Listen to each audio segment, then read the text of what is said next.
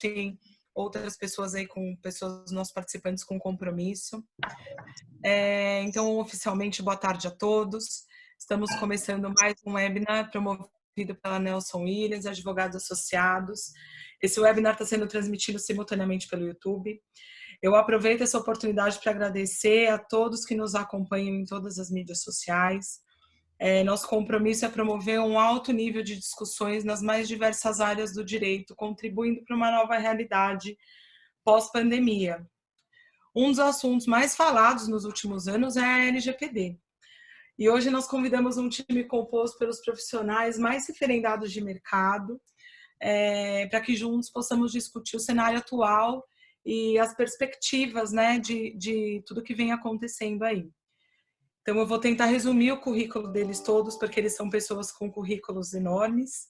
Então, peço desculpas aí se eu esqueci de alguma coisa, fiquem à vontade para contribuir.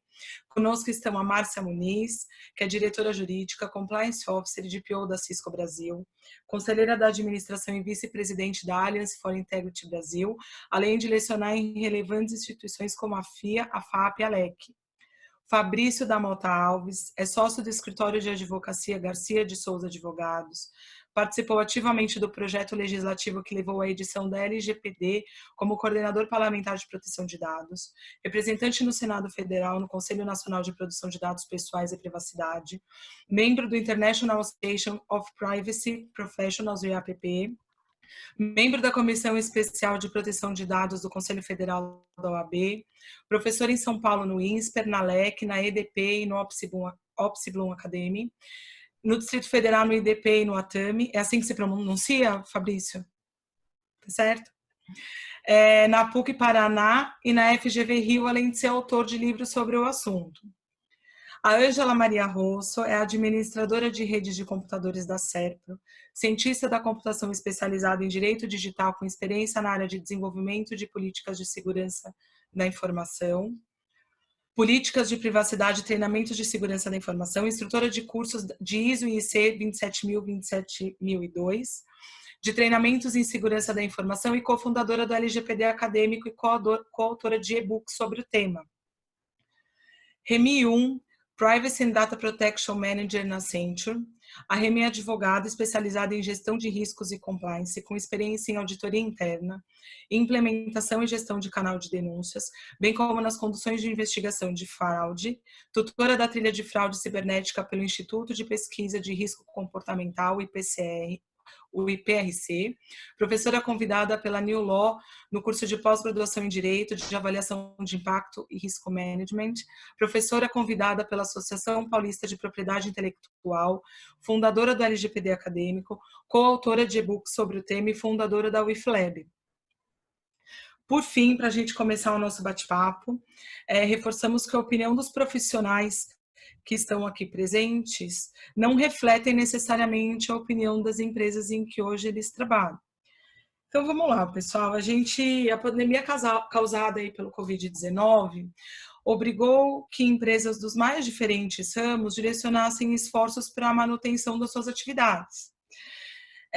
Tendências socioeconômicas se tornaram realidade num piscar de olhos. Grandes varejos fecharam as portas e passaram a utilizar o WhatsApp como ferramenta de venda. Escolas passaram a ministrar aulas através de EAD. O teletrabalho se tornou uma realidade até para as empresas com um modelo mais arcaico de trabalho. E, consequentemente, com isso tudo, a gente teve um aumento exponencial no fluxo de dados e, consequentemente, nos riscos que essa nova realidade nos traz. E, em meio a tudo isso, em abril desse ano, o Senado aprovou o projeto de lei 1179, que adiou o início de vigência da LGPD para janeiro de 21. Esse projeto ainda tramita em regime, em caráter emergencial. Aí veio a MP 959, que trouxe a prorrogação para maio de 21. A MP tem validade de 120 dias, ainda precisa ser confirmada pelos plenários da Câmara e do Senado. Então, o primeiro ponto, e acho que o mais importante de tudo isso, é que tudo isso está acontecendo e nós não temos a autoridade nacional de dados. Então, a gente tem a lei, mas a gente não tem autoridade. Então, sobre esse primeiro ponto, eu gostaria que o Fabrício colocasse luz sobre essas questões e nos falasse um pouco sobre os impactos que a indefinição dessa vigência traz e quais os riscos para a entrada em vigor da lei sem autoridade. Maravilha. Bom, primeiramente, boa tarde a todos. Agradeço ao Escritório Nelson Williams pelo convite. Fico muito feliz de estar aqui. Já estive na unidade aqui de Brasília fazendo uma palestra sobre esse assunto com a sócia de vocês, a Lívia, que foi uma pessoa que trabalhou comigo. Tive o prazer de ter tido a inteligência dela à disposição do escritório onde nós trabalhávamos. Eu fico feliz que ela esteja aí comandando a unidade aqui de Brasília. Obrigado mais uma vez, é uma honra estar aqui com todos, falando desse assunto, que é um assunto que nos preocupa a todos de forma geral, né? Enfim, eu acho que é direito do cidadão saber quando é que uma lei vai entrar em vigor e ter um mínimo de segurança e de previsibilidade, não digo segurança jurídica, mas de previsibilidade institucional sobre quando, afinal de contas, que eu tenho que me preocupar efetivamente com essa vigência. E é lamentável que a gente esteja vivendo essa realidade de adiamentos sucessivos de uma legislação tão importante. Eu tive a oportunidade de comentar esse assunto já em várias ocasiões, então reforço aqui. E por mais que eu mesmo me sinta repetitivo ao falar, eu sei que há sempre públicos diferenciados que têm necessidades específicas, e eu sempre trago alguma informação a mais, porque uma coisa que a gente aprendeu é que o Brasil não é para amadores, então todo dia tem uma novidade para a gente explorar. E aí, uma novidade que eu apresento aqui, a primeira vez que eu estou falando, porque é bem recente. Ontem à noite circulou uma minuta, que ainda não é oficial, do relatório do deputado que vai tratar do projeto de lei 1179. Eu nem vou falar o nome dele e nem vou dar esse relatório como certo, porque não tem nada certo ainda. É uma minuta que foi circulada e, enfim, a gente não pode tomar isso como certo. Mas eu achei curioso dessa proposta do deputado, ele apresenta um substitutivo ao projeto de lei 1179. A gente tem que lembrar que esse projeto de lei trata de vários outros assuntos. LGPD é só um pequeno apêndice que foi colocado no projeto de lei e ele mexe no substitutivo também nesse aspecto. O que ele propõe, ou vai propor, né, se for oficializado esse documento? A proposta dele é de deslocar o debate sobre a entrada em vigor da maior parte da LGPD, que é o que nos interessa efetivamente, para a medida provisória. Então, ao invés de ele tratar da prorrogação dessa maior parte da LGPD no projeto de lei, ele deixa esse assunto para a medida provisória discutir. O que tem seus riscos, digamos, em termos de estratégia político-legislativa. Ao deslocar esse assunto para a medida provisória, você acaba dependente de que ela seja exitosa no seu processo legislativo. Então, você tem que contar com a aprovação da medida provisória para que haja efetivamente a prorrogação. E se, porventura, a medida provisória caducar, né, perdeu a eficácia, se ela for rejeitada, ou se o presidente do Senado devolver, porque é sempre uma prerrogativa que ele tem, o presidente do Congresso, né, que é o presidente do Senado, se ele devolver essa parte da medida provisória, então a lei vai entrar em vigor na data prevista, que seria 16 de agosto de 2020. O que, aparentemente, não é o interesse da maior parte da sociedade representada. Eu digo isso porque o Senado já deliberou por unanimidade que quer a prorrogação. Ele já jogou para janeiro essa maior parte e o restante, o que diz respeito às penalidades, para agosto, tudo de 2021. Então, já tem uma casa legislativa dizendo qual é a vontade dela. E se a Câmara joga para a medida provisória, e por outro lado você tem um presidente da República dizendo o que ele quer. Ele falou, não, eu não quero essa proposta, não. Eu quero tudo para maio, multas e tudo. Eu quero tudo para maio de 2021.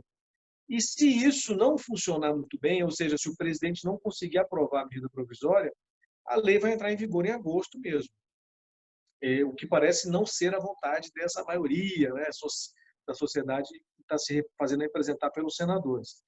O grande problema disso tudo é que, bom, as pessoas que lidam com a adequação mais propriamente, mais diretamente, e aqui eu tenho vocês aqui, colegas, para corrigir ou não o que eu estou falando, elas precisam de plano, de planejamento, de um calendário, né? Um mínimo de um calendário para saber qual que é o meu deadline, até onde que eu tenho que me preocupar. E se você fica esticando para lá e para cá esse prazo, e a gente tem que lembrar que tem emendas na medida provisória da prorrogação que estão antecipando o prazo, tá? Então, assim, uma coisa inacreditável, mas tem gente querendo colocar a lei para entrar em vigor antes da proposta que existe hoje, né? Antes de 16 de agosto. Tem gente querendo colocar em 3 de agosto, querendo colocar em 14 de agosto. Então, assim, isso tudo mexe com essa previsibilidade que tem repercussão não só jurídica, como econômica também. Cada mudança desse prazo impacta de uma maneira os esforços, os recursos humanos, financeiros e até de tempo mesmo. Tempo é um recurso também, um ativo importante de todo mundo. Isso acaba impactando profundamente os nossos projetos, as nossas previsibilidades. Isso eu digo do aspecto da adequação. Mas vamos falar um pouco, e aí eu acho que é o grande impacto da entrada em vigor da lei, até porque, honestamente, eu até sou contra essa proposta de prorrogar só as multas. Eu acho que isso é completamente inócuo, na minha visão, porque a autoridade de dados ela nunca vai ter condições de inaugurar um processo administrativo sancionador, né? Sei lá, vamos supor que seja um auto de infração. Ela não vai ter condição de instaurar um auto de infração, abrir o contraditório, ampla defesa, julgamento, recurso, e depois aplicar a multa, isso até agosto do ano que vem. Ela tem tanta coisa para ela se preocupar, tanta coisa para ela se preocupar, que ela não vai ter condição. E a gente tem que lembrar também que a própria LGPD ela determina consulta pública para a criação do regulamento de multas. Então, assim, não vai ser algo tão simples de se fazer até agosto do ano que vem. Então, eu acho inócuo do ponto de vista prático, porque não vai haver tempo hábil para a autoridade se organizar, inclusive regimentalmente, para aplicar essas penalidades. Então, a gente volta à questão. Então, se não adianta nada prorrogar as multas, qual que é o grande impacto efetivamente? Tem o lado da adequação, porque ela vai trazer uma certa conformidade das empresas e do setor público com as regras da lei. Isso, em tese, deve diminuir o nível de risco de cometimento de infrações, mas eu acho que o grande impacto mesmo da entrada em vigor da lei vai ser sobre o aspecto de responsabilidade civil. Quando a gente fala em multa, em penalidades, a gente está falando de responsabilidade administrativa, né? Ou seja, os agentes de tratamento vão se preocupar de que maneira eles vão ser responsabilizados pela autoridade. Tá certo, tem que se preocupar mesmo, as penalidades são pesadas, né? Além da multa, tem outras que são até piores. Bloqueio de base de dados, suspensão de atividade, proibição de atividade, eu acho que isso é muito pior até do que uma multa, eventualmente, de 2%. Mas, para além disso, tem as tais indenizações, que são consequência, se a justiça assim entender, da responsabilidade civil. Para mim, esse é o grande problema de prorrogar somente as penalidades. Porque no momento em que você tem uma lei que te dá plenas condições, ela cria, né? A LGPD entrando em vigor, sei lá, 70% da lei, acho que é mais ou menos isso, não depende de regulamentação. Então, você vai ter 70% da LGPD entrando em vigor 100% no dia 16 de agosto de 2020. Ou sei lá quando que a data vai ser estabelecida, a gente não sabe ainda. Isso significa que, se você descumprir qualquer regra que está plenamente eficaz na lei, você já estará cometendo um ato ilícito, uma ilicitude. Se essa ilicitude repercutir algum tipo de prejuízo moral ou material para o titular dos dados, você vai estar sujeito a ser processado e a ter que ressarcir o titular de uma eventual indenização que a justiça vá estabelecer.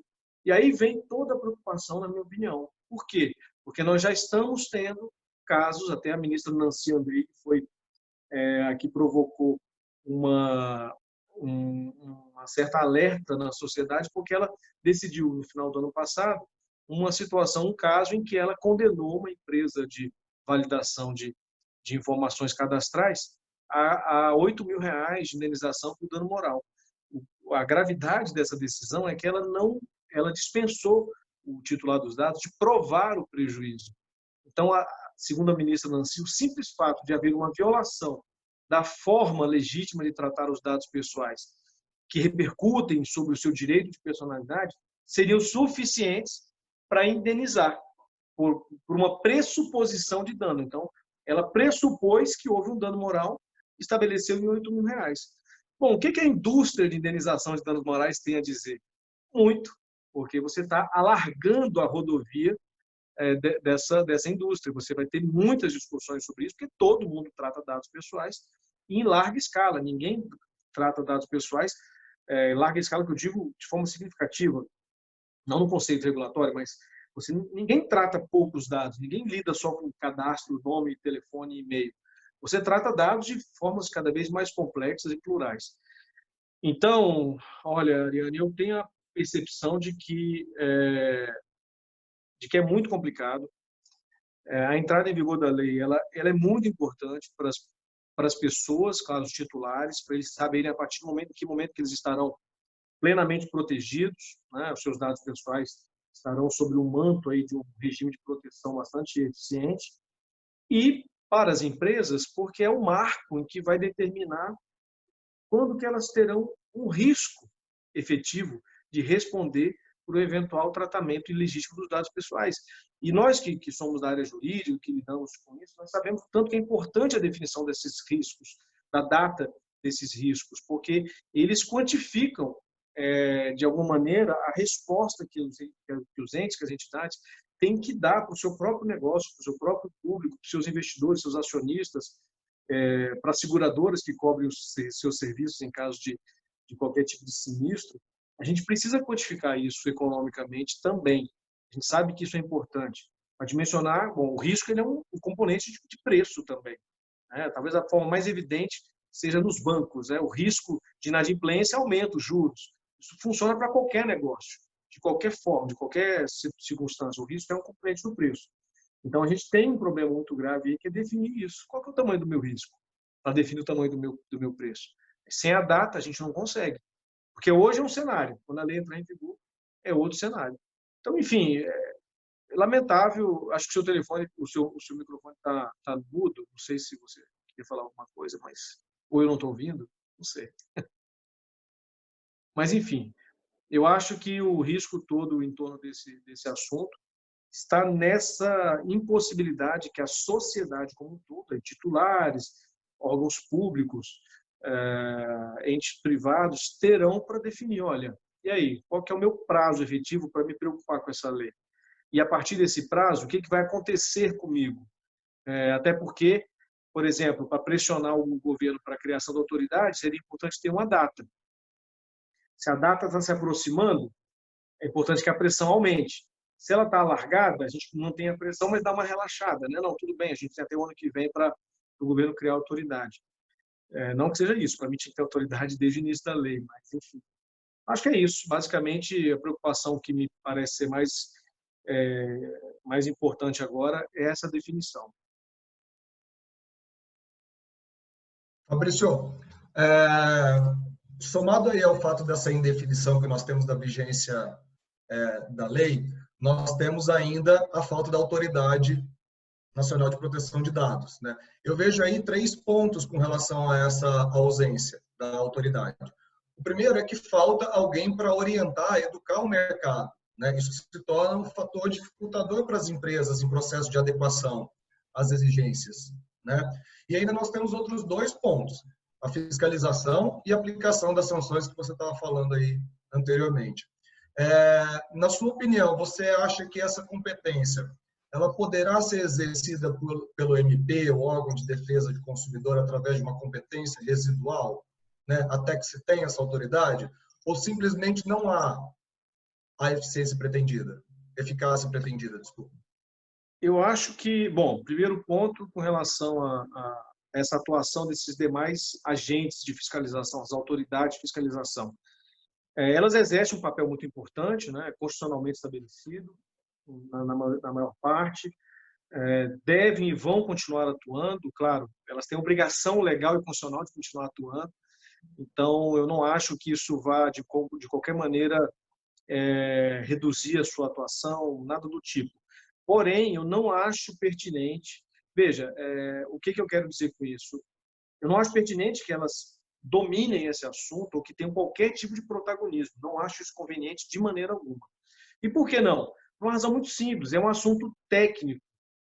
O assunto técnico, segundo a legislação que está inaugurando o sistema brasileiro de proteção de dados, inclusive a LGPD, ela fala que deve vir aí uma política nacional de proteção de dados da privacidade. esse sistema que está sendo posto, ele tem uma autoridade central, que é a ANPD, que foi colocada ali não porque não porque se quis ter por mera discricionariedade, não por isso, pelo contrário, porque é uma autoridade que vai centralizar, que vai exercer um protagonismo de conceitos técnicos, de visão técnica sobre o assunto.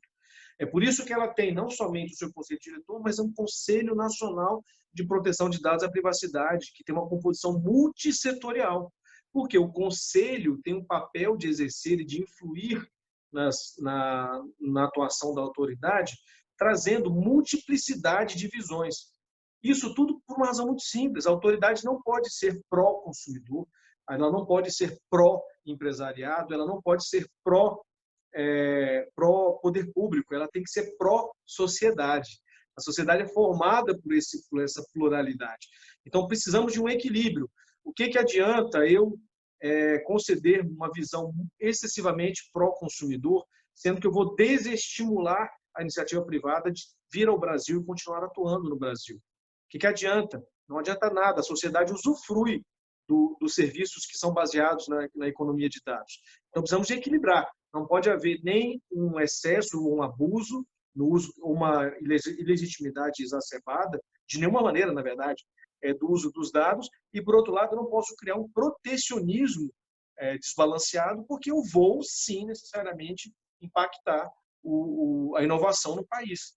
Não posso, isso não seria razoável. Agora mesmo, nessa discussão toda de combate ao coronavírus, Covid-19, se a ANPD estivesse instituída e ela tivesse uma visão excessivamente restritiva, a gente teria dificuldade do governo fazer o combate, porque nós estamos vendo que é preciso um equilíbrio. A gente vê as autoridades supervisoras de proteção de dados do mundo inteiro, na verdade, especialmente daquelas que fazem parte da União Europeia, elas estão sempre falando, é possível sim nós trazermos aqui uma visão de equilíbrio entre privacidade e combate à pandemia, combate à crise de saúde pública.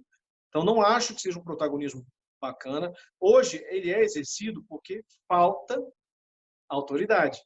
Então, claro, e outra coisa, a proteção de dados não é exclusividade da LGPD, ela existe até independentemente da LGPD. Pode prorrogar a lei à vontade, já está posto aí, já tem várias discussões sobre proteção de dados no país.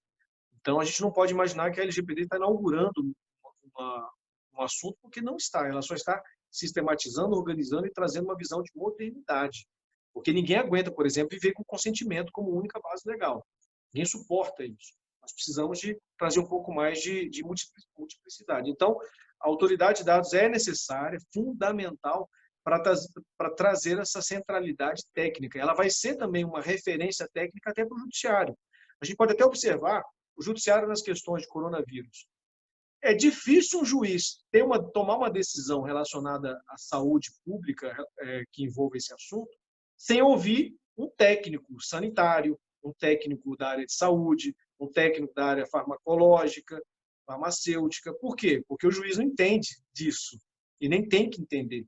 A mesma coisa vai acontecer com proteção de dados. Como é que o juiz vai entender o equilíbrio perfeito das relações que compõem a obrigatoriedade e o formato de uma elaboração de um relatório de impacto à proteção de dados, por exemplo? Ele não precisa entender isso, ele tem que ouvir os técnicos que trazem essa discussão. Falar, olha, o balanço perfeito é esse, a melhor forma de se produzir é essa. O juiz vai definir qual que é o melhor método, ou mecanismo, ou tecnologia de segurança cibernética. Ele não tem que definir isso. Quem tem que definir isso é a autoridade de proteção de dados. Então, enfim, eu acho que o grande desafio desse sistema é que nós estamos delegando para autoridades que não têm a competência técnica essa inteligência. E não é, nem deve ser deles isso. Exatamente. Muito obrigado, Fabrício. Pessoal, prosseguindo aqui, só para avisá-los que a gente vai colocar nos links aqui do chat o link dos nossos participantes para que vocês possam segui-los e também do LGPD acadêmico, que a gente recomenda fortemente que vocês acompanhem, porque tem um conteúdo de extrema relevância e num caráter muito educativo e muito sem mimimi. Era isso que eu queria dizer. Estava procurando uma palavra bonita, mas é sem mimimi. Então, pegando uma carona em tudo isso que o Fabrício colocou aqui, eu queria ouvir a Márcia agora, suas ponderações, Márcia, sobre o seguinte aspecto. Primeiro, como a gente explica para o americano e para o europeu essa jabuticaba? Acho que esse é um ponto muito importante, principalmente para quem trabalha aí em multinacionais, né? Como tem sido os argumentos, né, em meio a isso tudo. Isso deve, penso eu, que isso deve causar uma certa insegurança. E aí, puxando um pouco de um tema que o Fabrício também antecipou, eu acho super importante, é falar da grande possibilidade do aumento de judicialização sobre o tema. Então, a gente está enfrentando, a gente está às vésperas, às beiras, de ter uma nova indústria do dano moral? É para isso que as empresas têm que se preparar? Marcinha. Obrigada. Antes de mais nada, obrigada pela oportunidade de estar aqui com vocês hoje. Fiquei super honrada com o convite, compartilhar aqui o painel com essas feras.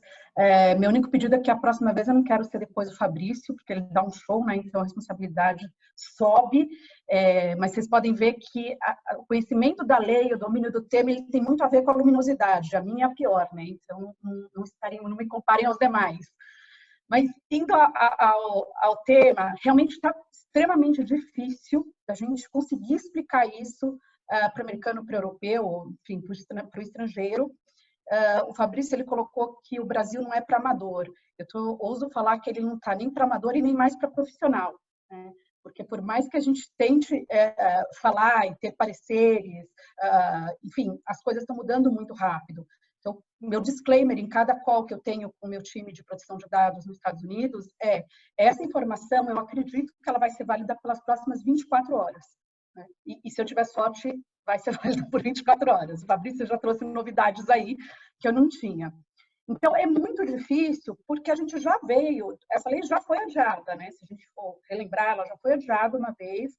Agora você tem um cenário que teve o projeto de lei, veio a medida provisória, então você fala, lei, temos que nos preparar, eu preciso de recursos, a partir de agosto de 2020, eu preciso do meu programa de proteção de dados aqui no Brasil, up and running. De repente, pode não ser mais que seja agosto, né? Então quando vai ser? Talvez janeiro, sem penalidades, talvez maio. Então isso tudo faz com que a gente perca a credibilidade até nos nossos pleitos.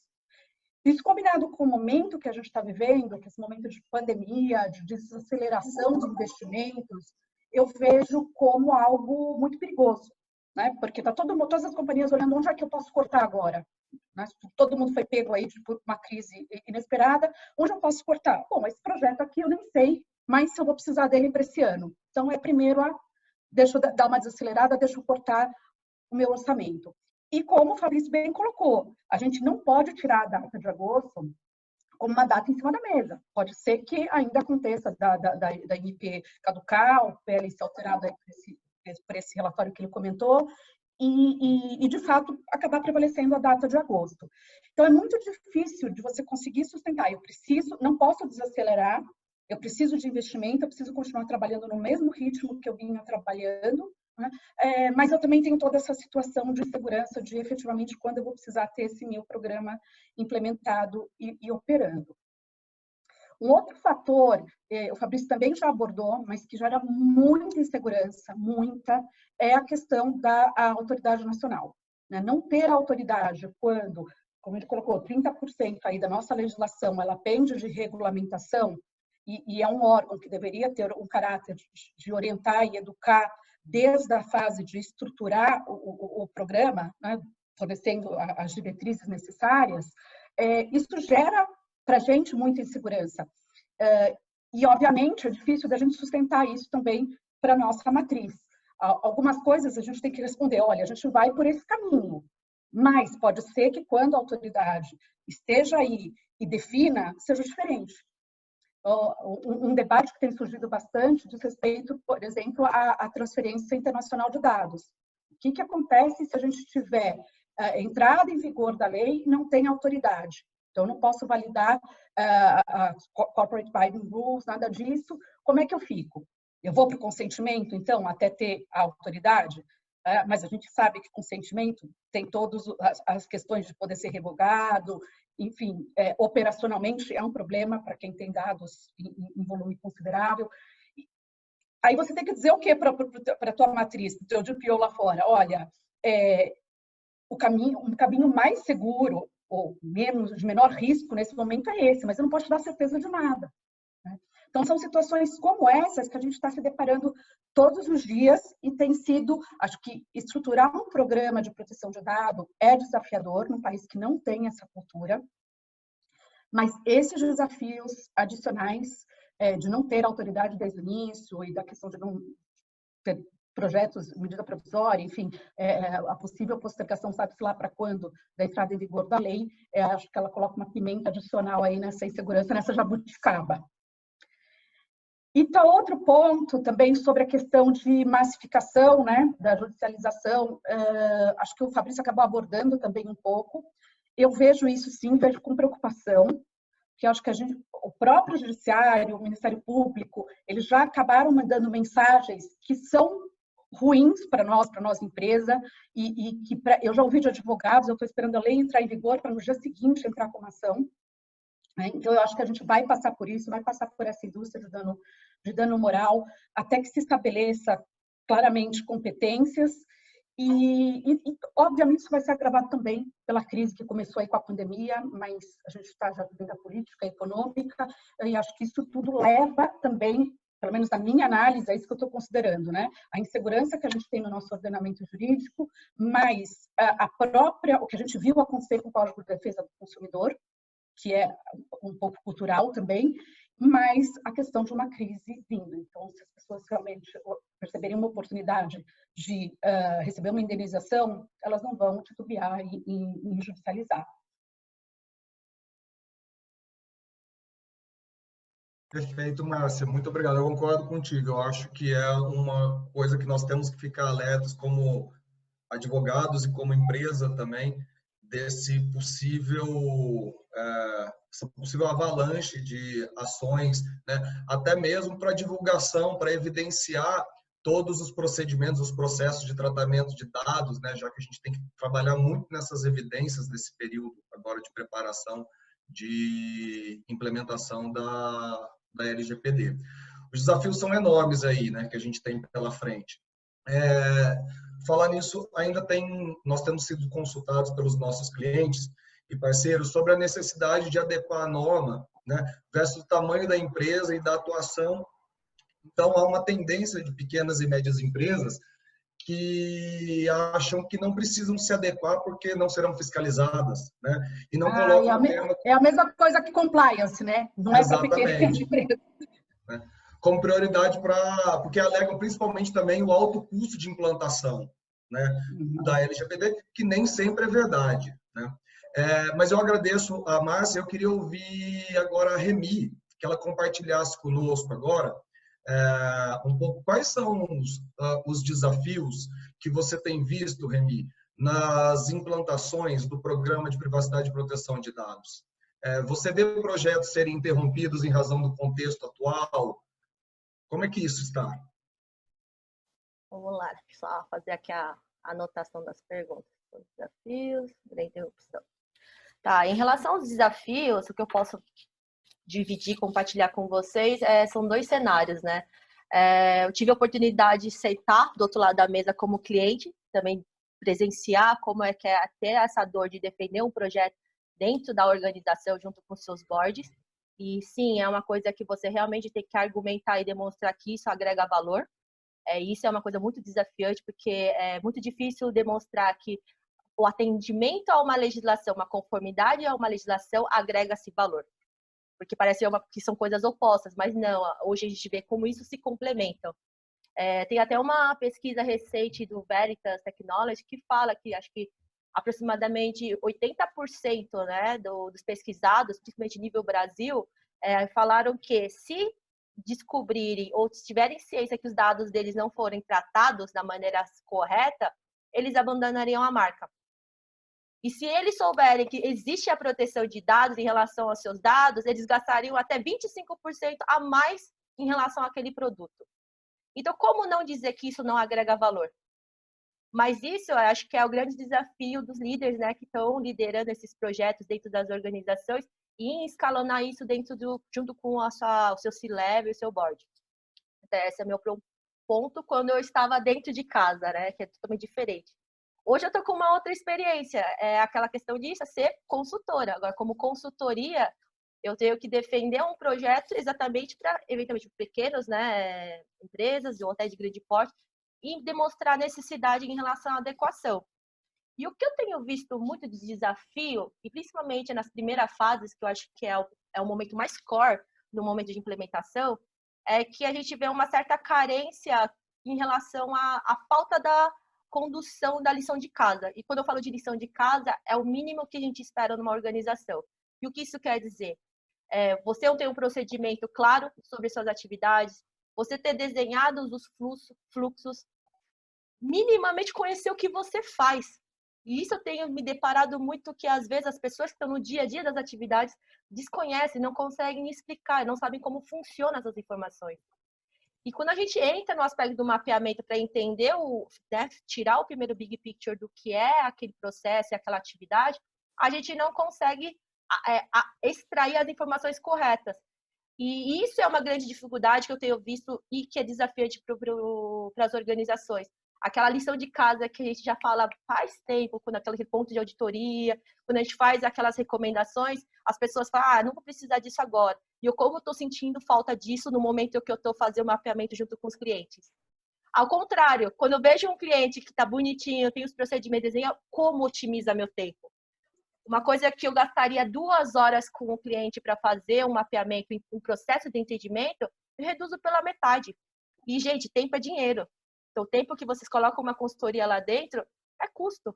Então, assim, esse é o grande desafio que eu tenho visto. A falta daquela questão do mínimo, governança. Eu não falo governança de dados, eu não falo governança de privacidade e proteção de dados. É governança corporativa. É ter aquele regramento do C-level, aquele direcionamento que precisa ter esses procedimentos, precisa ter as instruções de trabalho desenhadas dentro de casa. Então, eu conseguiria ponderar essas duas frentes. Agora, em relação à sua pergunta sobre as interrupções, tenho visto também os dois cenários. Empresas que o programa de adequação não eram prioridades, por conta de outras frentes, mas por conta do momento da pandemia, ela se tornou uma prioridade, principalmente aquelas empresas que precisam agora se inovar em relação aos seus serviços e produtos. E para você se inovar com aquele produto e serviço, necessariamente se vê aquela não seria obrigação, aquela necessidade de usar dados pessoais, fazer toda aquela análise, analíticas. Então, aquele assunto que antes estava sendo colocado de lado, ela voltou de novo à tona. Então, eu vejo um ponto positivo, né, todo esse contexto de pandemia. Aquele projeto que foi deixado de lado, agora está vindo à tona como uma coisa prioritária. Porque muitas vezes você precisa prover um serviço, você quer prover um produto, você tem que entrar já nesse circuito, porque o que minimamente já estão se falando você tem já a adequação mínima, principalmente quando a gente está falando com alguma relação internacional.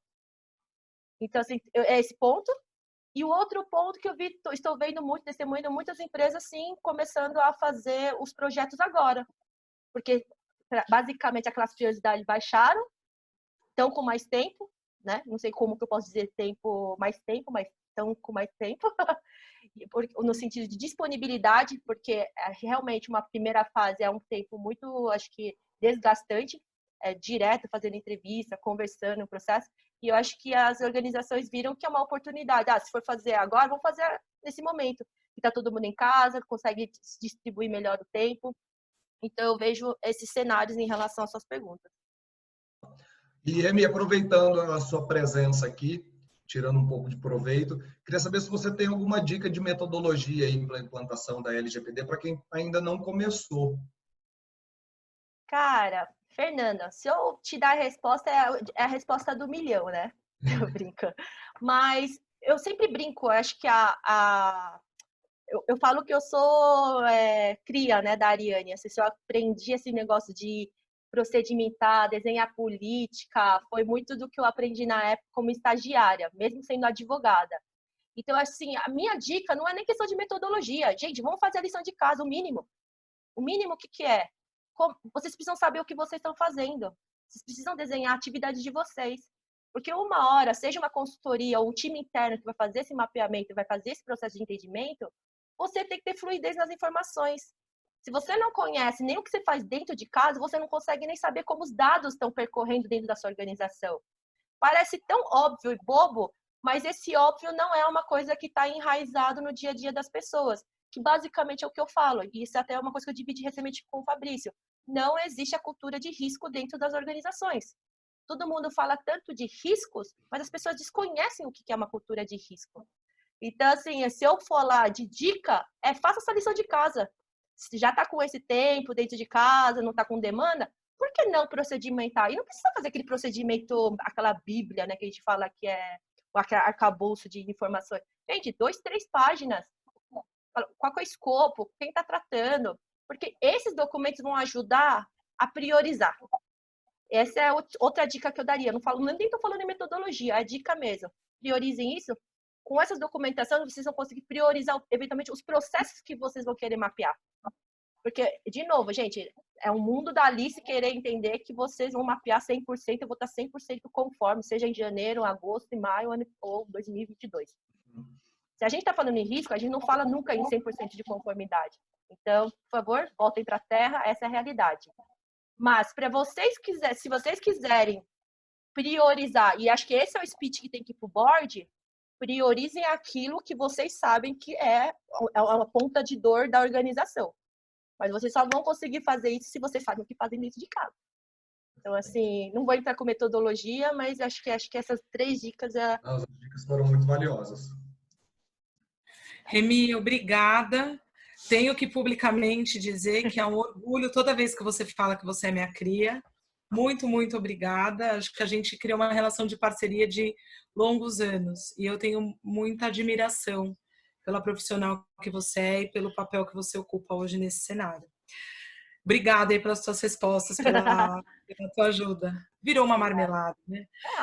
Ângela, agora a gente precisa muito da sua ajuda. Acho que é um assunto muito importante e eu diria assim que é um asterisco disso tudo que a gente vai falar, que apesar da postergação da vigência da lei, né, e da gente estar vivendo um momento em que a preocupação é a sobrevivência da empresa e dos negócios, os riscos estão aí.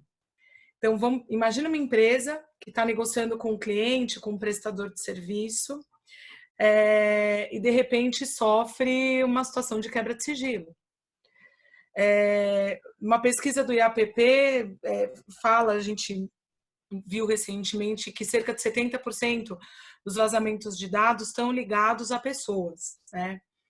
E nesse cenário, quando a gente fala de um programa de governança de privacidade e de proteção de dados, a gente gostaria que você esclarecesse algumas questões para a gente. Primeiro, a relação entre proteção de dados e segurança da informação, ou seja, o dever de segurança da informação surge com a proteção de dados.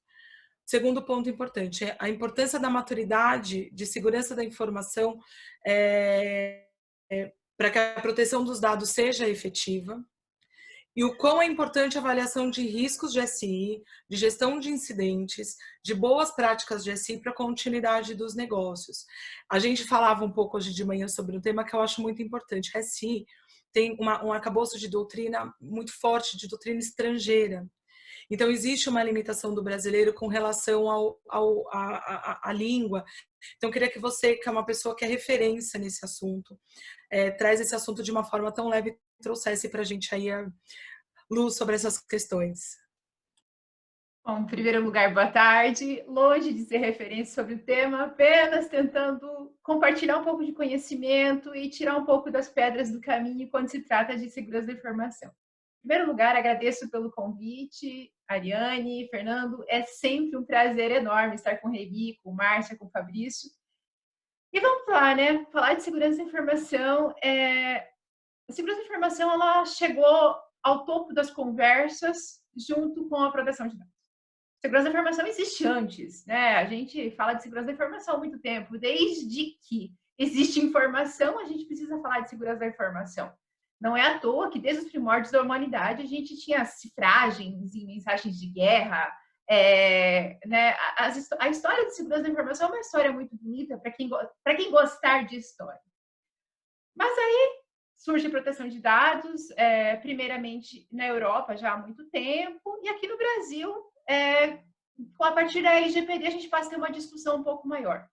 E a segurança da informação sai do cantinho da TI, onde ela estava muito escondida, sem nenhum orçamento, e ela ganha um novo patamar. De repente, está todo mundo falando de ISO 27001, ISO 27002, está todo mundo falando de padrão PCI DSS. Ok, muito bom. Mas a gente precisa começar a relacionar essas duas áreas, né? Segurança da informação e proteção de dados. Aonde elas se interligam e por que a segurança da informação ganhou um novo orçamento? Eu brinco que a gente ganhou um orçamento bonito agora. Antes a gente não tinha orçamento, agora a gente tem um orçamento bonito e a gente tem até a oportunidade de fazer treinamento. Olha que legal! Antes ninguém queria ouvir a gente, agora a gente faz treinamento de segurança da informação. Muito bacana isso. Mas assim, o artigo 6º da lei, ela traz como um dos princípios a segurança da informação. Para que eu possa tratar dados com regularidade dentro da legalidade, eu preciso respeitar o princípio da segurança da informação. E a partir do artigo 46 da lei, salvo engano, a gente fala da segurança que as empresas devem aplicar medidas técnicas de segurança. As organizações públicas e privadas devem aplicar medidas técnicas de segurança. Bom, não existe proteção de dados sem segurança da informação e esse é o mantra. Existe segurança da informação sem proteção de dados, ok. Mas não existe proteção de dados sem segurança da informação. Eu não tenho como garantir confidencialidade do meu dado, por exemplo. Vamos tratar do mais simples, né, que é a confidencialidade. Eu não tenho como garantir confidencialidade do dado. Eu não tenho como garantir que alguém não acesse indevidamente o dado se eu não investir pesadamente em segurança da informação. É o primeiro ponto. Então, sim, existe uma relação muito forte. Não tem como eu garantir que meus dados estão protegidos. Não tem como eu garantir que eu estou seguindo a lei. Eu investi em segurança da informação. E esse investimento, às vezes, ele parece, nossa, preciso investir em tudo. É um gasto. Falar de segurança da informação é falar em gastos. Ou melhor, vamos falar em investimentos, né? Por que eu falo isso? Porque aí a gente já passa para esse segundo ponto, né? De qual que é a importância de eu tirar essa fotografia e de eu verificar qual que é a maturidade e segurança da informação da minha organização. A importância é saber onde eu estou.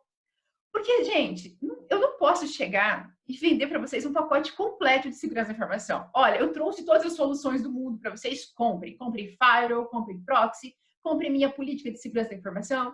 Não pode ser assim. Eu tenho que entender a organização. E isso é muito claro para quem lê, simplesmente lê a ISO 27001. O primeiro item que a ISO fala é conhecer a organização, conhecer o negócio. Eu tenho que conhecer o negócio. Eu preciso tirar uma fotografia do negócio. Porque sabe o que eu tenho encontrado na prática? Muita gente com boas práticas, excelentes práticas de segurança da informação, mas sem documentar nada. Isso está na cabeça de alguém. Isso está na cabeça do chefe do RH. Isso está na cabeça daquele processo de demissão, que eu não permito que o funcionário volte para sua máquina. Isso é um processo de segurança da informação. Mas isso não está documentado. E o que a LGPD também traz? Um dever de prestação de contas, né? A accountability. E eu preciso provar, eu preciso mostrar para o mundo que os meus processos estão corretos. Como a Reni bem falou, comece pelo básico. Comece documentando o que você já faz corretamente. Eu já faço um backup correto, eu já treino os meus funcionários, eu já tenho um processo de admissão com background check e tal. Documente isso. E isso é uma lição que a gente pode fazer em casa, antes de chamar qualquer consultoria. Essa é uma das grandes verdades, né? E que impacta diretamente na sua terceira pergunta, né? Como eu posso colocar a segurança da informação dentro de riscos, dentro de uma continuidade do negócio, de uma gestão de incidentes? Primeiro ponto, para eu descobrir como eu vou montar a minha segurança da informação, vamos dizer assim, é eu saber Quais os riscos que eu estou correndo? Não tem jeito. Você precisa fazer uma análise de risco. Quais são os principais fatores aonde eu estou mais exposto? Aí o pessoal eu ouço isso, eu ainda não sou advogada, vou chegar lá. Mas assim, eu ouço muito de escritório de advocacia. Você praticamente pode se posicionar como, por favor? Não, eu chego lá daqui a uns dias. Mas eu ouço muito. E os meus dados, eu não tenho nada aqui. Gente, lembre de Panama Papers. Se alguém não conhece a história do Panama Papers, um dos grandes vazamentos, um dos grandes impactos políticos do mundo começou por escritório de advocacia. Então, assim, lembrem dessa história, pesquisem sobre essa história. Eu não vou ficar falando dela aqui, mas assim, gente, escritório de advocacia tem a vida das pessoas. Tem a vida, tem o negócio das pessoas ali dentro. Então, sim, também precisa. Não são só os grandes, não são. Também precisa. Também precisa se preocupar fundamentalmente com segurança da informação. Bom, eu identifiquei os meus riscos. Os meus riscos de assim, eu não tenho antivírus. Ou, olha o tamanho do risco. Olha como eu posso ser prejudicado por isso. Gente, os maiores ataques ultimamente que a gente viu foram ataques de criptografia de dados, os famosos ransomwares. Sistema operacional desatualizado. Investimento baixíssimo hoje, comprar um sistema operacional que se atualize, que você possa... Ou mesmo forma de cuidado. A gente pode falar também a respeito de treinamentos simples para colaboradores não caírem em sistemas de phishing. Mas eu só vou identificar esses riscos se eu fizer uma boa análise de risco de segurança da informação. Se eu fizer um checklist legal lá, para saber como eu estou e o que eu preciso fazer. E isso faz parte também de eu apresentar boas práticas de segurança da informação quando eu tiver que comprovar que eu estou ok com a Lei de Proteção de Dados. A gente não pode esquecer que quando as sanções estiverem em vigor, eu provar que eu tive boas práticas tratando meus dados pessoais, isso é um atenuante para as punições, né? Então, a gente precisa lembrar também disso. A partir disso, eu vou descobrir quais riscos eu posso eliminar, se é que é possível falar em eliminar riscos de segurança da informação, porque é muito, como você mesmo colocou na sua introdução, né, a minha fala, 70% das ocorrências são em virtude de falhas humanas. Então, como evitar isso? É possível evitar isso? E essa é a pergunta de 1 milhão da segurança da informação. É possível mitigar, é possível reduzir, é possível evitar algumas coisas, dificultar algumas outras coisas, mas evitar completamente? Então, eu tenho que ter um plano de recuperação de incidentes. Eu tenho que ter uma gestão de incidentes. Não tem jeito. Porque o risco de SIR é muito grande. É muito difícil uma pessoa mesmo que nunca tenha sido vítima de algum incidente de segurança da informação. Um phishing, um WhatsApp clonado, um roubo de cartão de crédito, um furto. Eu discordo do furto de dados, porque, enfim, juridicamente não é um termo correto, mas é um termo que a gente precisa usar. É o furto ou o roubo de dados financeiros. Muita gente já passou. Quem nunca perdeu um pendrive? Quem nunca deixou um notebook no carro, foi assaltado, esse notebook tinha informações, elas foram roubadas, né? Foram furtadas junto com esse notebook. Então, a gente precisa trabalhar no sentido de gerir esses incidentes. Tem um caso muito famoso de perda de dados, que foi no aeroporto da Inglaterra, que foi perdido o pendrive com todas as informações com rota de fuga da família real. Isso foi recente. Um pendrive foi achado na rua com a rota de fuga, não tinha criptografia, não tinha nada. Pensem no tamanho do problema que isso foi quando foi descoberto. Então, assim, gestão de incidentes. O que a gestão de incidentes tem que minimamente contemplar? Quem que é a pessoa que vai ser avisada quando eu estou sendo vítima? Ok, eu perdi meu pendrive. Para quem que eu vou avisar? Isso tem que estar desenhado. Isso não pode ficar dependendo de eu perguntar para um monte de gente. Essa decisão ela tem que ser imediata. Se eu fui vítima de um hacker, por exemplo, que é um ataque muito comum, se ele invadiu minha rede, eu posso desligar meu computador? Não posso? Posso tirar o cabo de rede? O que eu vou fazer agora? O que eu faço agora? Essa pergunta ela tem que estar pronta a resposta para as pessoas. Elas têm que saber na hora agir. aconteceu isso. Cheguei aqui, meu computador está criptografado. Com quem eu falo? Outra coisa, a partir da LGPD, a gente tem um dever de comunicação desses incidentes. Quem vai comunicar isso? Como vai comunicar? O meio de comunicação, ele pode prejudicar muito mais a imagem da empresa do que o silêncio.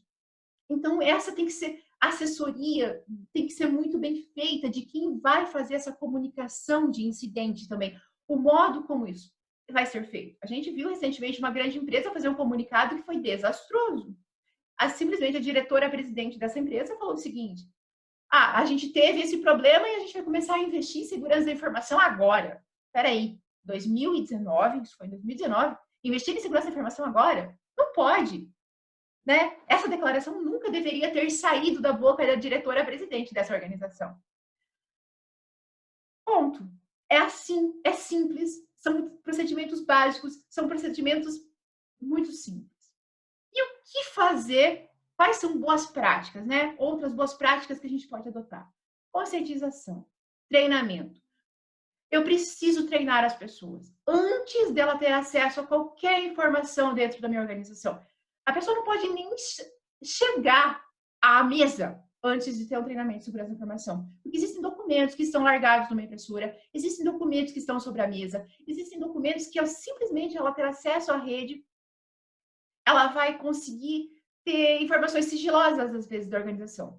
E um dos principais meios de ataque hoje é a engenharia social, é o estelionato virtual. Então, assim, com uma simples ligação, eu consigo extrair muita informação de qualquer organização. Porque as pessoas têm um negócio que se chama prazer em ajudar, em se sentir úteis. E isso é muito comum com funcionários novos, com colaboradores novos. Eles querem se mostrar prestativos, eles querem, nossa, olha, eu estou te ajudando, me consegue aquele documento. E às vezes eles não verificam a fonte. Eles não sabem para quem eles estão enviando aquele documento. Eles querem simplesmente ser úteis, né? Então, assim, a engenharia social a gente chama, tem inclusive um livro sobre isso, a arte de enganar pessoas. E é um tipo de ataque muito comum, assim como o phishing. Então, não tem jeito. A gente vai ter que passar por esse treinamento muito forte, muito forte. E o tempo todo, gente. Não é, fiz um treinamento, ok. Não, as pessoas esquecem. E eu defendo muito uma teoria. A gente tem que colocar a pessoa dentro da segurança da informação. A pessoa tem que saber o que vai acontecer se o WhatsApp dela for clonado. Por exemplo, eu posso falar para ela que ela vai perder 34 horas da vida dela tentando resolver algum problema. Eu posso falar que a partir do WhatsApp dela clonado, eu vou ter acesso à traição que ela cometeu, né? Isso vai estar de parte de terceiro, que vai poder chantageá-la no futuro. A partir desse momento, essa pessoa para de transacionar documentos por WhatsApp.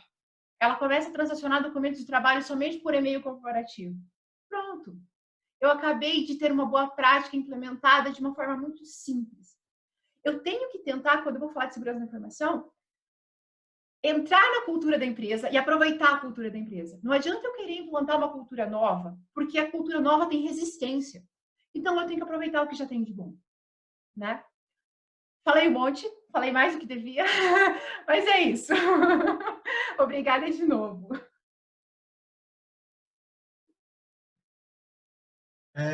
Acho que agora nós vamos abrir para perguntas, né, Ari? É isso? Antes só de abrir aos participantes aí que estão acompanhando a nossa live, eu tenho uma última pergunta aqui que eu não vou direcionar a ninguém especificamente, eu vou deixar que vocês avaliem quem se sente confortável, porque é uma das questões assim que me faz refletir a respeito da implementação da LGPD. Dentre as bases legais de tratamento de dados que nós temos aí, uma das mais flexíveis que nós temos, mas ao meu ver, é uma das mais complexas de se utilizar, está o legítimo interesse, né? Não sei se vocês concordam comigo aí. Então, eu queria saber de vocês, assim, quais as cautelas que as empresas devem ter ao eleger essa base legal de tratamento de dados? Quem gostaria de responder aí para mim? Eu gostei muito das expressões. As expressões já responderam várias coisas ao longo da pergunta. Por isso que eu não direcionei para não ter um voodoo meu depois, entendeu? Eu acho que a remissa voluntaria. Obrigada. Ai, No gente. começo da live era todas pro Fabrício, eu não sei, entendeu? Tá, eu vou dar meu ponto de vista mais prático, tá? Perfeito. É esse o objetivo mesmo. Tá. Se a gente considerar todo o contexto do que é a base legal, né, o legítimo interesse, ela tem diversas condicionantes. E como você bem ponderou, é a base mais flexível, mas não quer dizer que ela tem que ser utilizada da maneira mais, como posso dizer, de qualquer jeito, imprudente. Por quê? Por trás dessa flexibilidade, eu gosto de dizer que ele tem um risco jurídico já inerente a ela. E esse risco jurídico inerente à base está muito atrelado à questão da avaliação que você tem que fazer. Então, e qual é essa avaliação? Aí vocês dão o nome que vocês quiserem, seja o teste de equilíbrio, o teste de proporcionalidade. Porque quando você vai no artigo 10 da LGPD, ela fala exatamente que algumas condicionantes precisam ser atendidas. Então, que o interesse legítimo tem que ser específico, uma finalidade específica, que aquele tratamento daquele dado tem que ser em relação realmente ao mínimo necessário. Então, a gente está falando de mais um princípio da minimização aqui dentro. E também da transparência. E quando a gente faz todo esse teste, né, para verificar se cada um dela é tangível e atingível, ou seja, um checklist, e fazer essa avaliação, você tem que ponderar se isso realmente vale a pena e que não coloque em risco os direitos fundamentais do titular. Mas o ponto é que eu acho que a graça da LGPD ao comparar com a GDPR, que no GDPR ela fala assim, caso você utilize o legítimo interesse, antes de fazer a adoção, você faça o LIA, que é o Legitimate Interest Assessment, que é um documento totalmente diferente que é o de PIA. Que a LGPD, no caso, ela não faz distinção desses dois documentos. Apesar de muitas pessoas fazerem menção da necessidade desses dois documentos. Hoje a LGPD fala sobre o relatório de impacto. Então, o meu entendimento, quando a gente fala sobre a complexidade de adotar um legítimo interesse, necessariamente ela vai estar acompanhada ao relatório de impacto. Porque, diferentemente do GDPR, tem dois documentos apartados, que deixa muito claro. Se você faz a adoção do legítimo interesse, você faz o LIA e você não precisa fazer o DPIA. Mas na LGPD não tem essa clareza. Então, se não tem essa clareza e faz esse direcionamento, que é o relatório de impacto, e, gente, é uma coisa que vocês podem me xingar, mas é meu entendimento. O relatório de impacto, para mim, é nada mais que uma avaliação com um nome bonito. Tá? Porque quem é de risco, quem é de controles internos, quem é de GRC, vão saber que cada um daqueles critérios que minimamente que estão dispostos hoje na LGPD são informações mínimas que numa avaliação de risco é necessário. Então, o RIPD, ou relatório de impacto, qual nome vocês queiram dar, é uma roupagem, que eu falo, de uma avaliação de risco. Então, assim, essa é a complexidade, eu acho que do legítimo interesse na sua adoção. Então, porque, querendo ou não, já vem acompanhando o documento, que é o relatório. E também que existe a previsão, apesar de muitas pessoas terem também entendimento diverso, é discutível, se é um documento que já tem que estar pronto ou não. Eu tenho um entendimento que sim. A gente brinca, até a Fernanda Maia, que deve estar assistindo ao nosso webinar, é uma coisa que a gente discute muito, que a gente já tomou muito xingamento. Gente, isso é interpretação de português, mas se for interpretação de português, já me senti burra, porque eu não interpretei dessa maneira. E a lei fala o quê? Poderá solicitar o relatório de impacto.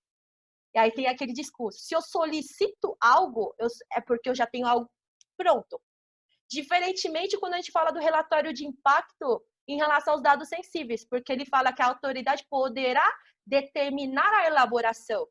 Você determina uma ação de elaborar, diferentemente quando é legítimo interesse. É a graça do português, mas me senti burra.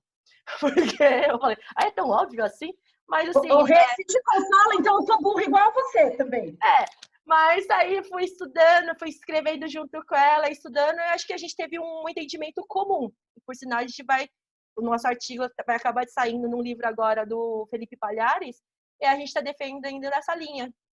Então, para mim, acho que o grande desafio é flexível, mas a flexibilidade não dá a abertura de porteira no sentido de uso imprudente dela, porque essa flexibilidade já traz por si só esse risco jurídico inerente a ele, tá? E se você tem outra base legal, gente, utilize necessário da lei pode não ser necessário, a autoridade pode não entender dessa forma, né? Pode, Essa é a questão. Também. Mas por isso que eu falo, assim, como qualquer auditoria, né? Se você faz uma auditoria interna ou uma auditoria externa, qual que é a maior evidência que você consegue fundamentar em relação às suas práticas? É ter condição e critério que tenha a racionalização daquilo. Então, aí acho que parte um pouco do advogado. Eu tiro um pouco da minha camisa de advogado, mas o time de risco, quem vai defender o relatório de impacto, tem que ser uma coisa muito factual. Porque esse é o critério de uma auditoria e é a visão que, eventualmente, uma autoridade, ao questionar aquele documento, vai ter um olho como se fosse de uma auditoria. Você vai fiscalizar aquele documento em relação ao aspecto técnico e jurídico, mas é factual, é uma coisa realmente que ou é uma coisa do mundo, sei lá, se é a Alice da Para... Não sei, qual que é a Alice. Então, assim, não dá. A gente tem que trazer um pouco a realidade e desmistificar um pouco o que a gente vê hoje em dia no mercado sobre isso. Perfeito, obrado, Remy. Não sei se eu respondi, mas... Posso só dar complementando um pouquinho o que a Remy colocou. Eu sou também da linha doutrinária que segue esse pensamento da obrigatoriedade do relatório de impacto da proteção de dados previamente à realização do tratamento quando a base legal definida for o legítimo interesse. Eu reconheço claramente que isso pode chegar até a ser impraticável, o que seria um contrassenso você ter uma regulação que geraria um entendimento que, por sua vez, conclui-se pela impossibilidade de prática de sua realização. Mas eu vejo muito essa questão sobre a perspectiva. Bom, o primeiro ponto é que eu acho que há muitas atecnias na própria LGPD com relação a isso. A gente tem que lembrar que a LGPD não é uma cópia do GDPR, em vários pontos, não só pela própria natureza da redação e da opção legislativa em definir a regulação, mas também pela ausência de previsões mais detalhadas e específicas. A gente tem essa dificuldade muito presente na LGPD. Tanto é que, como é que é possível concluir situações em que o RPD seja obrigatório de forma clara na LGPD? Não é possível. Claro, você pode estar contaminado pela sua visão do direito comparado, onde lá tem, você pega o artigo 35 do GDPR, ele fala situações em que é automático, inclusive. Você está enquadrado ali, você tem que fazer o DPIA. Mas na LGPD você não tem isso de forma tão ostensiva, até porque o jogo de palavras ali é muito menos definitivo como é no GDPR. Então, você tem poderá solicitar, você tem poderá determinar, e esse poderá sempre complica um pouco, até porque, se a gente pegar a tradição da técnica legislativa, a palavra solicitar e requisitar tem significados completamente diferentes. E, de um modo geral, autoridades não solicitam nada, autoridades requisitam. Então, é um problema de redação mesmo, um problema redacional que tem consequências. Porque um bom advogado de defesa, ele vai usar essas pequenas brechas vernaculares para dizer, olha, veja bem, uma coisa, outra coisa, outra coisa. Eu digo isso que eu faria uso disso tranquilamente, se precisasse defender um cliente meu. Então, só que, por um outro lado, pensando agora sobre como a LGPD foi construída, a gente tem que entender que a associação, a própria base legal do legítimo interesse, ela está associada a uma percepção de possibilidade de uso, desde que não prevaleçam os direitos e liberdades fundamentais. A Remy já falou isso aí. Isso já está vinculado à própria opção pelo uso dessa base legal. Então, você já percebe que, dentre todas as bases legais do artigo 7º e do artigo 11 que estão previstas, é a única que tem essa menção, olha, você pode, desde que não prevaleça sobre os direitos, etc, etc. E aí você tem essa visão em mente e você corre para o que tem de regulação expressa, que fala do legítimo, perdão, do uso do relatório de impacto da proteção de dados. É o próprio conceito lá no artigo 5º do relatório de impacto, que também fala, veja bem, é um documento que tem que ser elaborado quando houver risco aos direitos do titular, etc, etc. Então, você já vê que há uma definição correta de que relatório de impacto é para essa finalidade. Aí você joga lá, como a Remy falou, o uso dessas palavras, poderá solicitar, que é curioso também você observar, porque a regra geral da elaboração do relatório de impacto da proteção de dados, ela não desceu a detalhe algum, ela só falou, olha, sempre que necessário, para garantia de direitos e quando houver riscos, você pode fazer uso, a autoridade poderá determinar a realização do relatório de impacto. Maravilha, está lá. Só que aí, por acaso, ou não, porque eu sou desses que entende que a lei não contém palavras inúteis, por mais inúteis que elas sejam, mas não contém palavras inúteis, você joga essa questão lá para a definição da palavra poderá solicitar. E eu entendo também, eu concordo com quem tem essa leitura, de que você só pode solicitar alguma coisa que esteja pronta, ou que esteja ali no momento já preparado para isso. Aí, claro, há muita gente que defende, bom, mas o LIA serviria para dar essa definição. E eu acho que é uma dificuldade aí, porque nós sabemos que no direito administrativo brasileiro, a autoridade ela está vinculada aos ditames legais. E a nossa lei, apesar de que o GDPR também não tem a previsão expressa do LIA, a nossa lei, a nossa estrutura jurídica, ela depende muito disso. Será que a autoridade poderá aceitar o LIA em detrimento do RIPD? Eu não sei se isso seria viável, entendeu? Até porque o RIPD já está dito que é quando há risco de violação e risco para os direitos e liberdades. Então, do ponto de vista de proteção da autoridade, o que seria mais razoável? Era exigir o RIPD prévio e não póstumo, né? Não posterior. Por quê? Porque se houve violação, já está concretizada. Então, não há como você trabalhar essa margem. Então, enfim, eu acho realmente que eu até tenho uma solução salomônica, usando aí do jogo de palavras e das interpretações hermenêuticas. Que o RIPD brasileiro talvez venha a ser um documento que possa reunir características do LIA e características do DPIA, de forma gradativa e escalonada. Isso é uma possibilidade. Por quê? Simplesmente porque não há na LGPD parâmetros suficientes para você dizer o que é e quando deve ser feito o RIPD. Então, você tem essa margem de manobra, porque você criar uma proposta de balanceamento, né, de elementos para definir se há risco ou se não há risco que não esteja prevista na lei, você corre o risco de não ter a admissão desse balanceamento, desse teste, aceito pela autoridade, porque ela não poderia, em tese, aceitar o que a lei não lhe delegou como atribuição de reconhecer ou não. O que existe na lei é RIPD, ponto. Então, talvez uma solução salomônica seja regulamentar o RIPD para que ele seja um LIA e também seja um DPIA, observadas as suas circunstâncias e as circunstâncias individuais. Aí você conforma e dá tranquilidade e estabilidade jurídica para o que está na LGPD, ou seja, conserta o problema que está lá. Enfim, é só uma visão que eu apresento e eu sei que nós somos minoria, né, Remy? Mas é uma minoria qualificada. Então, enfim. É isso que eu ia dizer. A minoria qualificada é uma minoria diferente, minha gente. Exatamente. Pois é. Mas eu gosto de... Vou fazer uma complementação.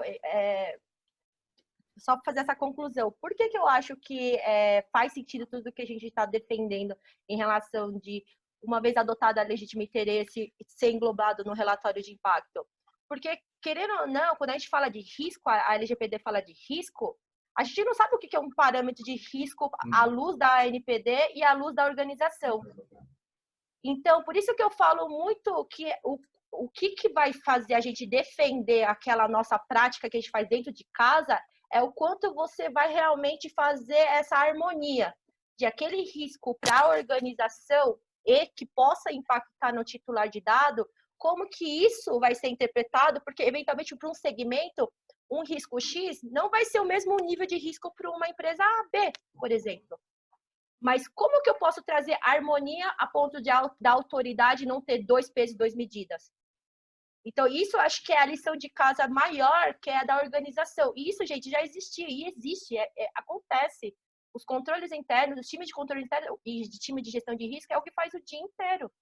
É levantar os riscos das organizações e ponderar realmente o que é crítico. E, eventualmente, aquele crítico que é para a organização pode ser que não seja para a NPD. Então, assim, por isso que eu acho que o relatório de impacto é tão divertido nesse aspecto, entendeu? Queria fazer esse adendo. Ótimo. Alguém mais quer falar sobre a pergunta? Então, vamos abrir para Tem uma pergunta perguntas. aqui no chat, o Anderson Botelho trouxe uma pergunta de um tema que assim tem sido bastante recorrente, que é como fica a questão da utilização dos dados de geolocalização para controle da Covid. Fabrício? Vai, Bom, Fabrício. na verdade, isso não é uma pergunta, isso na verdade é basicamente a introdução de um tema completamente abrangente. Bom, eu acho que tem vários aspectos a serem considerados, eu não sei se a gente está com tempo, eu acho que talvez não. Eu não vou descer em muito detalhe, mas eu só acho que existe um ponto que a gente tem que observar, é que nós estamos navegando às cegas, no escuro, literalmente, no Brasil. Tá? A gente não tem uma regulação objetiva clara. A razão toda de ser da LGPD é dar clareza, sistematicidade e uniformidade para uma regulação e proteção de dados. Não temos. Temos leis anacrônicas que tratam do assunto. Você tem o CDC, você tem o Marco Civil da Internet, que por mais que muitos aí queiram defender, eu sou um crítico, quanto mais da proposta de regulação e proteção de dados que tem no Marco Civil, porque eu acho que ela é muito indevida, eu acho que ela já nasceu inadequada. Então, eu acho que ela realmente, na minha opinião, deveria ter sido revogada dos pontos específicos. Eu não acho nem um pouco salutar que tenha havido essa duplicidade de regulação. Ela só está criando problemas, só vai dar problema em relação à proteção de dados no Brasil. Mas, enfim, foi uma decisão mais política do que jurídica. Então, eu acho que a gente tem um problema muito grave no nosso país, porque precisamos da flexibilidade que só uma autoridade reguladora poderia conferir à interpretação de direitos, de obrigações e do sistema como um todo. E não temos isso. O que as autoridades supervisoras elas fazem? Elas fazem uma dosagem dentro do escopo do que lhes é permitido. Então, o que a ICO publicou recentemente? É um approach, né? uma visão que ela está apresentando para a sociedade do seu poder regulatório. O que ela disse? Olha, sabemos que os direitos estão aí, sabemos que os deveres estão aí, sabemos que está todo mundo quebrando em todos os sentidos, não só econômico. E o que a ICO falou? Ela falou, olha, estamos atentos a isso e não se preocupem, que nem titulares de dados e nem agentes de tratamento. A gente não vai chegar aqui e sufocar ninguém que já está se sufocando. A gente vai entender, vai analisar caso a caso e vamos aplicar a regulação de forma construtiva. Não queremos acabar, não queremos pisar na cabeça de ninguém que já está enterrado. Então, ela já trouxe essa forma e realmente é exatamente isso que uma autoridade faz. Uma Anatel da vida faz, uma Anvisa da vida faz. Tudo isso, inclusive a Anvisa agora está num papel extremamente relevante em termos regulatórios, porque ela está definindo o grau de exigência que ela precisa estabelecer para licenciamento e autorização dos testes e outros serviços e produtos que são utilizados para o combate ao coronavírus. Agora, recentemente, a Anvisa, por exemplo, ela, para poder permitir a contratação pelo poder público de testes de Covid-19, ela editou uma resolução dispensando o certificado de boas práticas. Por quê? Porque não dá tempo de conseguir isso antes de matar todo mundo.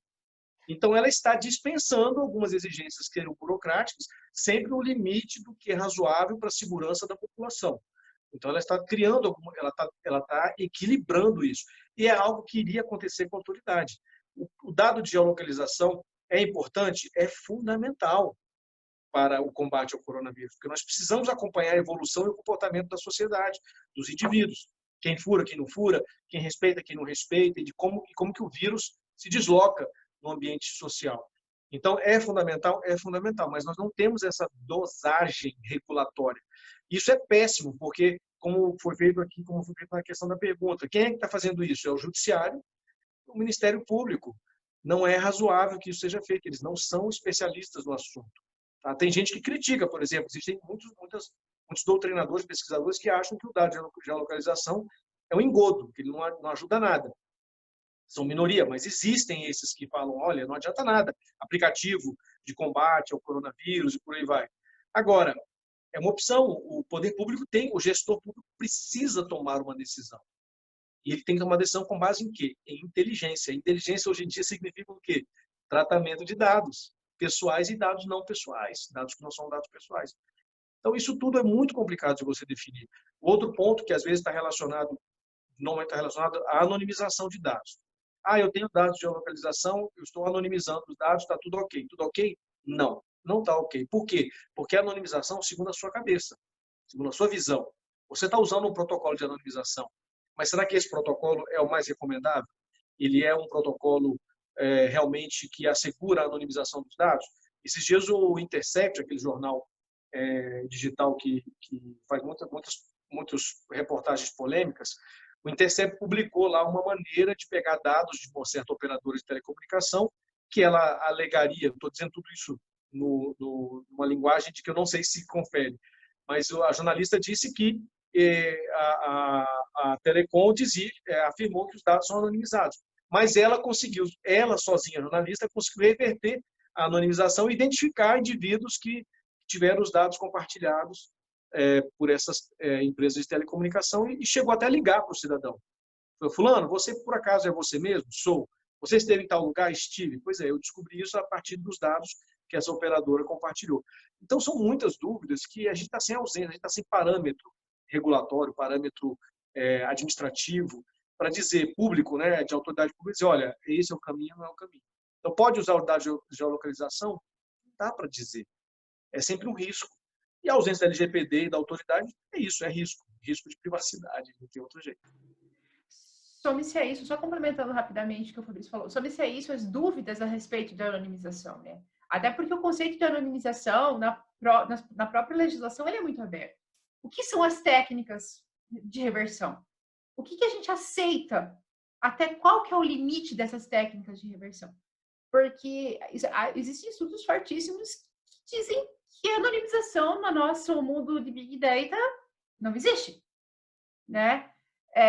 E eu tenho um pezinho muito forte para concordar com esse mundo que a anonimização não existe. E outra coisa, a gente está num apagão estatístico também, muito grande. O nosso apagão não é só de legislação de privacidade. E quando a gente for falar de georreferenciamento para a Covid, qualquer outra coisa, nesse momento pandêmico, a gente tem que pensar que a gente está num apagão estatístico. A gente não tem exames, a gente não tem muita coisa. Então, a gente está passando... Olha, eu metendo no mundo da advocacia, mas a gente está passando por um equilíbrio entre esqueci o termo, mas a gente está precisando uma ponderação entre direitos fundamentais, né? A gente pode entrar numa discussão muito forte de ponderação de uso de dados e saúde, direito à saúde, direito à vida. Então, assim, essa discussão ela é muito profunda. Eu não aceito ela ser tão rasa a ponto de eu falar eu proíbo o uso de dados de referenciamento. Ou eles são anonimizados.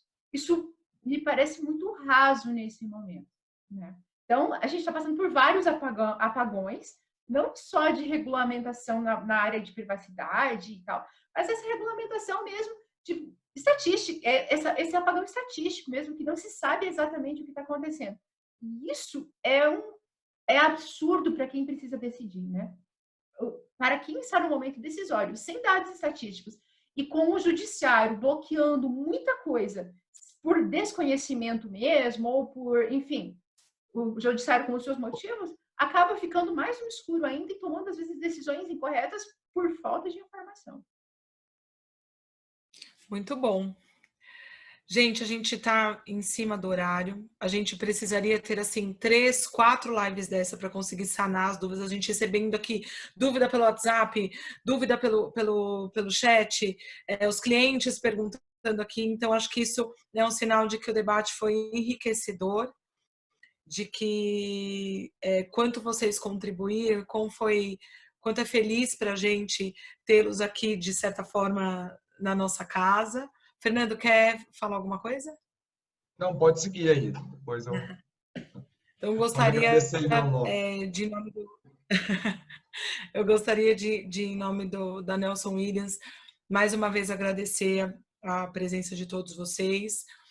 O link das páginas do LinkedIn dos nossos participantes, bem como do LGPD Acadêmico, estão no nosso chat. Eu sugiro que vocês sigam sigam esses perfis, isso vai ajudar muito a elucidar todas essas questões, a acompanhar as atualizações, que têm sido muitas. E acho que a maior dica, principalmente para as empresas, é que vai ser um grande diferencial de mercado quem estiver adequado. A adequação, ela não é um custo, ela é um investimento. Não importa o tamanho da empresa. É muito importante que a gente faça uma corrente positiva. Nós estamos mudando a cultura no mundo e esse país precisa acompanhar isso. Por mais difícil que às vezes a gente tenha de perspectiva de futuro, no Brasil precisa acompanhar essas mudanças e que seja, então, minimamente pela iniciativa privada. Então, agradeço a todos vocês e se alguém quiser fazer alguma manifestação, está aberta aí. Muito obrigada. Ari, eu só acrescentaria que uma coisa que eu tenho falado muito que, para mim, independente de ser agosto, ser maio, ser janeiro, é amanhã. Né? Para o tamanho do projeto, e quando a gente começa a trabalhar, a gente vai vendo que a gente está só puxando ali, né, o primeiro fiozinho, sim, se mantenham fortes de que esse investimento deve ser feito. Tem que olhar agora reduções. Não é uma boa a gente imaginar que por conta de uma postergação vamos deixar isso para depois, porque o trabalho é muito grande. Então, para mim, o prazo mais para frente, aí, prazo de maio de 2021, para o tamanho, a magnitude, independente do tamanho da empresa, mudar a cultura, como a Angela bem reforçou, é amanhã. E obrigada mais uma vez por estar aqui com vocês. Pegando o gancho no que a Márcia disse aí, eu acho que o grande recado é esse mesmo, né? O mais importante é que as empresas que não começaram, que comecem, né? Principalmente entendam os seus processos. Como disse a Remy, desenvolva a cultura de risco na sua empresa, né? Desenvolva isso.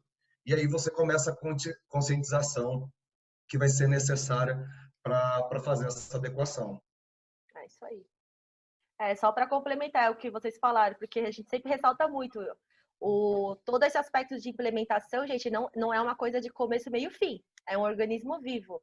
Por isso que pouco importa se vocês começam hoje ou não é quando começa, mas pouco importa quando a vigência da lei vai entrar. Ela é um organismo tão vivo que vocês não têm que prolongar isso por todo o DNA da organização, que quanto mais vocês começarem, mais benefícios e vantagens vocês vão conseguir colher. Eu acho não é um projeto, é um programa, né? É um programa, gente, não é mais projeto. Então, a gente mesmo da consultoria, a gente está começando a ter mais esse DNA. Não estou entregando um projeto simplesmente, porque é uma coisa que a gente fala, está dando bastão para vocês darem continuidade. Por isso que ele é um programa que realmente tem que ser, né, mantido. E só para finalizar também, agradecer pelo convite, pelo pessoal da Nelson Williams, a minha, né, Ariane, e fiquem à vontade, o LGPD Acadêmico também está aí nas redes sociais e também o nosso intuito é compartilhar tudo isso que a gente tem feito e qualquer input, insight que se vocês queiram, fiquem à vontade em entrar em contato com a gente nos LinkedIn, Instagram da vida. É isso. Em relação a isso, a gente já abriu a mão de privacidade há muito tempo, né? As redes sociais estão aí. Isso. É isso, pessoal. Então é isso, pessoal. Agradeço a todos que nos assistiram. Muito obrigada e a gente fica aí à disposição de vocês fora aqui live para auxiliar e tirar as dúvidas necessárias. Muito obrigada a todos. Tchau, pessoal. Tchau, gente. Muito obrigado. Boa noite. Fiquem em casa. Isso, fiquem em casa. Hashtag fiquem em casa. Proteja os seus dados e fiquem em casa.